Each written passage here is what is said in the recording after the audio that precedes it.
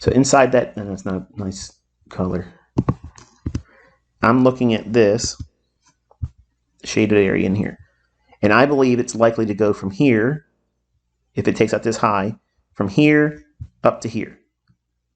So I'm envisioning the daily candle looking like this right now. Even though we've already been here and came down, right now the algorithm is thinking, okay, we're real close to the opening price at midnight, which is right there. We ran above it, so it did this. It went up a little bit, and now we're back down inside the middle of the range that would be represented by this low to this high. And then when it drops back down, it's getting real close to that opening price again. So it's doing something like this. Okay, and I'm anticipating that the daily range will now expand up into this level here where buy side would be, which is represented by this high here. That's why this red line is being annotated on the chart.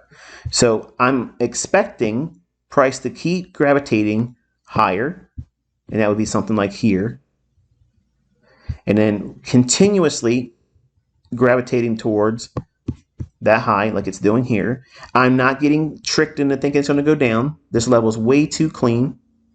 Clean being it's smooth. It's like relatively equal highs. The market's not going to leave that. And I actually tweet also, I said, I do believe we're going to go to 3876.25 because it's so close. It would be criminal to leave it intact. Okay, so all this time it's dropping down. I'm not worried about it not going up there. So it gives you the confidence to stay with the idea. And then finally, when it runs above it, like that, this is what the daily candle looks like.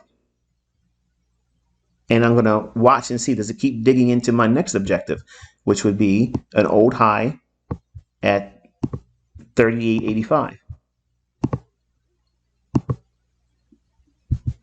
So with 38.85, which being an old daily high, there's buy side above that.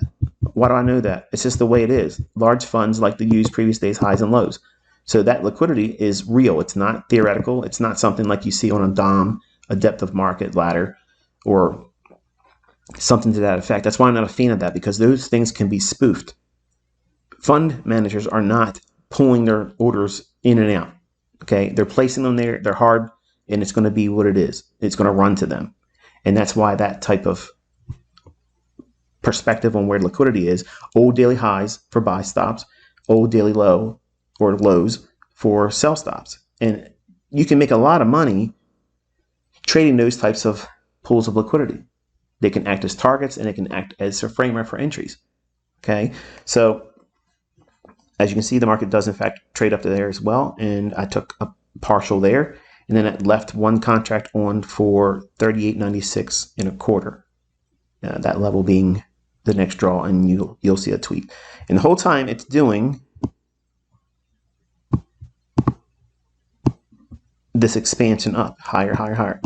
And we're not thinking, oh, it's going to collapse in reverse, because the candle, if it's going to have a big move like this, it's probably going to close near or at its daily high. Now think about that, because if you can do this, you can hold on to the last hour of trading, which would be 3 o'clock. And then something happens at 3 o'clock I've already taught you, or I've introduced to you, where the market can come back into its range. And I want you to see it like this.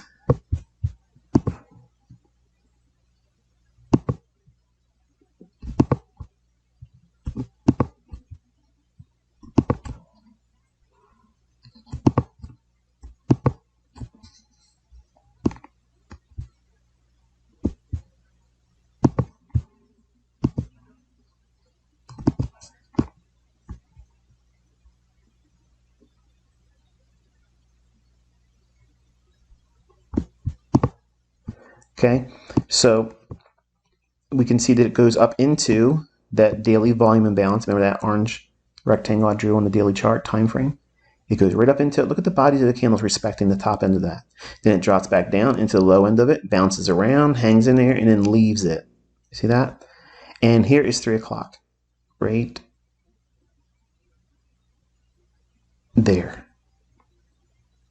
So if your target happened to be this daily volume imbalance,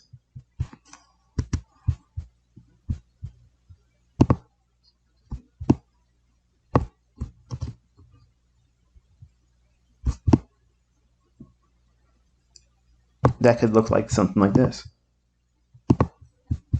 So in your mind's eye,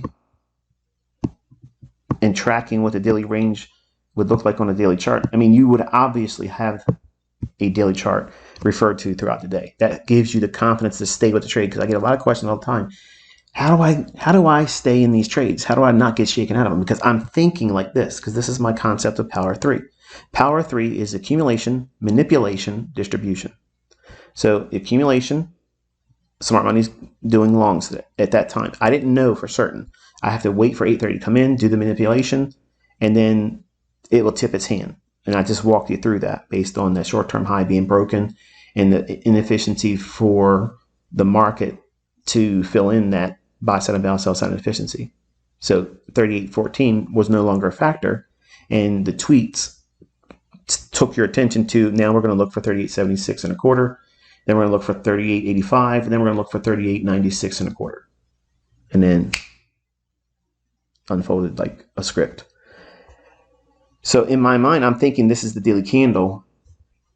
I'm not being swayed by all the little minor fluctuations on these 1 minute candles, which is what makes everybody think that it's noise. It's not noise. It's the same price that the candle's using to make the daily chart candlestick.